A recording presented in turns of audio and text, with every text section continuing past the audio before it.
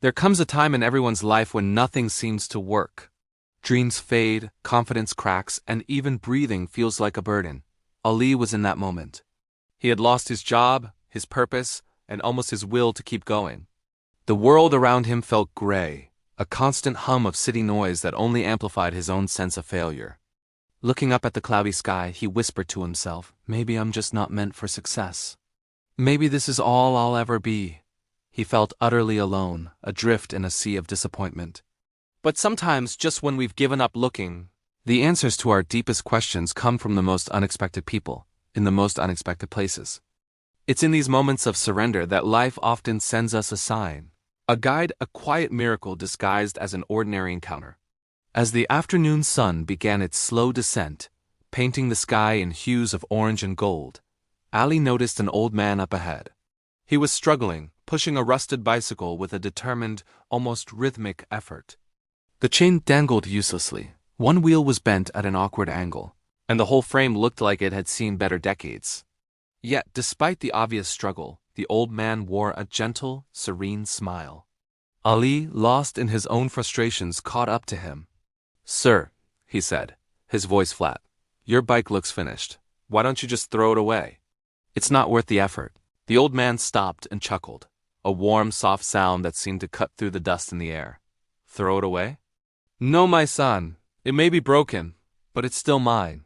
And if something truly belongs to you, you don't throw it away. You try to fix it," Ali sighed, the weight of his own world pressing down on him. "But that looks like it will take forever." The man's smile widened, his eyes twinkling with a wisdom that went far beyond bicycle repair. "Everything worth fixing takes time," he said softly. "Everything. Even a human heart." Something in the old man's words resonated with Ali, a quiet invitation. He found himself sitting down under a nearby tree as the old man began to tinker with the broken chain. Without quite knowing why, Ali joined him, his fingers fumbling with the rusted parts.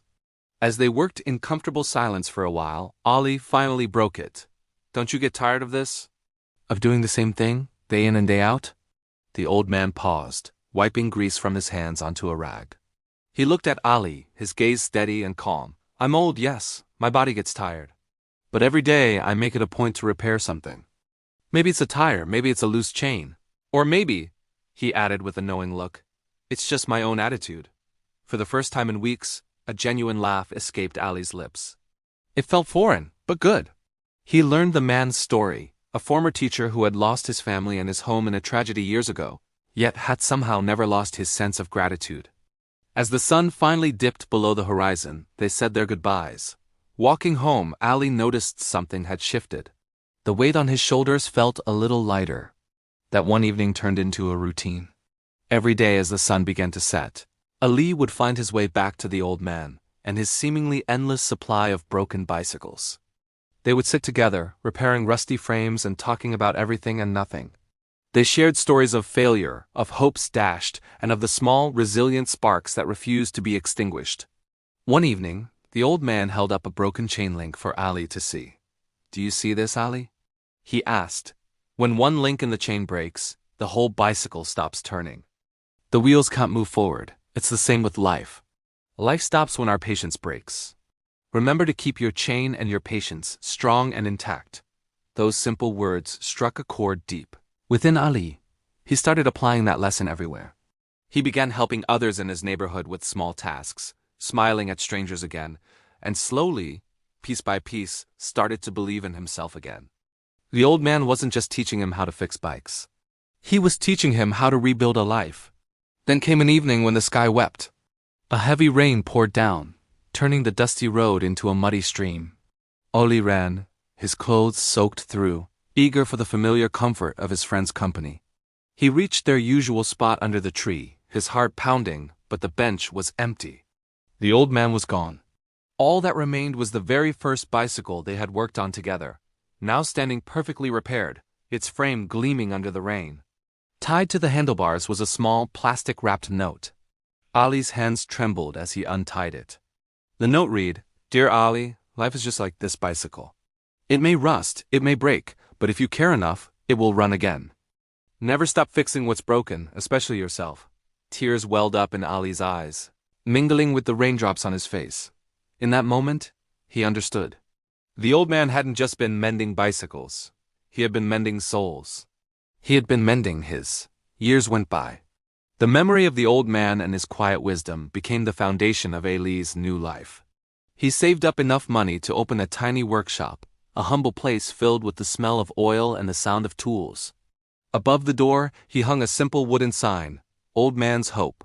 Inside, framed and protected on the wall, was the note from the bicycle. It was his guiding star. Whenever children from the poorer parts of town brought in their broken, battered bicycles, Ali would repair them with care, never asking for a single coin in return. People would often ask him, "You do such good work. Why don't you charge them?" Ali would just smile, a familiar, serene smile he had learned from his teacher. "Because one broken bicycle," he'd say, "once fixed my entire life." Sometimes the people we meet by chance, the strangers who cross our paths for only a fleeting season, become the greatest teachers we'll ever have. They leave behind lessons that reshape our world. So be kind, be patient, and never, ever stop repairing what life breaks. Because you never know when your small act of kindness, your willingness to fix something broken, might just be the very thing that fixes someone else's world. Thank you so much for watching.